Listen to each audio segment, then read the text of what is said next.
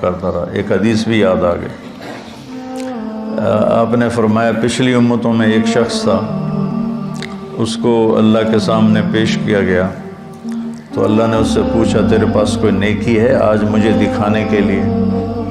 کہنے لگا جی میں تو 0 میٹر کوئی نیکی نہیں، 0 میٹر کوئی نیکی نہیں یا اللہ۔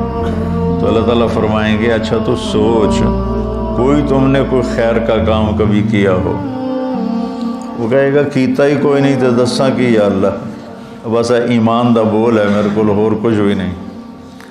پھر اللہ فرمائیں گے اور غور کر، تو پھر تھوڑی دیر کے بعد وہ کہے گا یا اللہ میں تاجر تھا تھوک کا، تو میں لوگوں کو مال دیتا تھا، جس کو گھاٹا پڑ جاتا تھا اس کو میں معاف کر دیتا تھا۔ میں اپنے نوکروں سے کہتا تھا اس کو معاف کر دو مت لو، یہاں مکان لکھوا لیتے ہیں، آئے ہائے مکانوں کو تالے لگا دیتے ہیں کہ ساڑھے پیسے دے، مکان ساڑھے نہ لکھ کے دے۔ بڑا ظلم ہے، بہت ظلم ہے۔ ہماری تجارت کیا ہر شعبہ ہی ظلم سے بھرا ہوا ہے، ہماری عدالتیں ظالم ہیں تو باقیوں کا ظلم تو پھر کیا کہنا۔ تو جس کو گھاٹا پڑ جاتا تھا یا اللہ تو میں اس کو معاف کر دیتا، میں اپنے نوکروں سے کہتا تھا اس کو معاف کر دو۔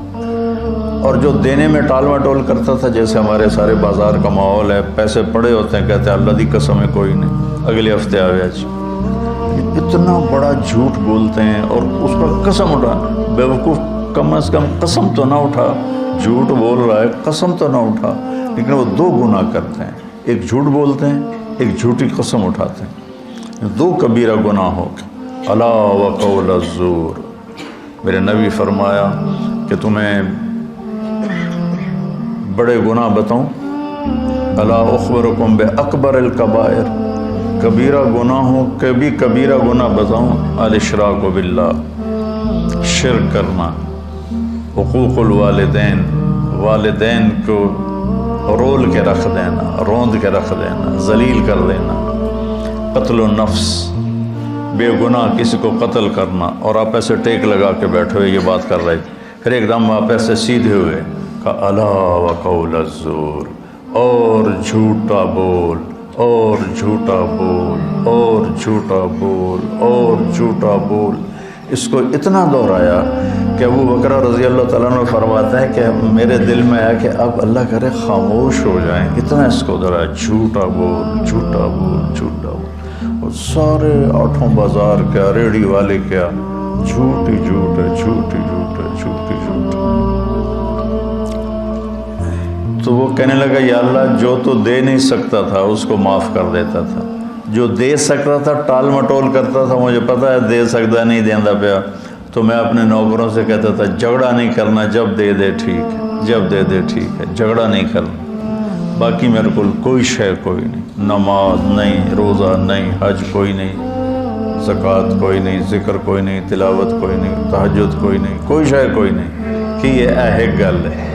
تو اللہ تعالیٰ فرمائیں گے واہ میرا بندہ، تو میرے بندوں کو بڑی سہولت دیتا رہا، تو آج میں بھی تمہیں سہولت دیتا ہوں، چل بے ٹکٹا ہی جنت جا، کہ جاؤ جنت میں۔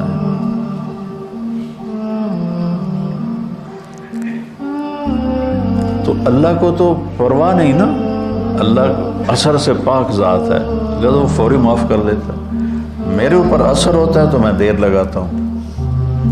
تو ایک معاف کرنا سیکھ لیں اور ایک معافی مانگنا سیکھ لیں، بے حساب جنت میں جائیں گے، چونکہ اس کام کے کرنے والے دنیا میں کوئی نہیں، نہ کوئی زیادتی کر کے معافی مانگتا ہے اور نہ ہی کوئی معافی مانگنے والے کو معاف کرتا ہے۔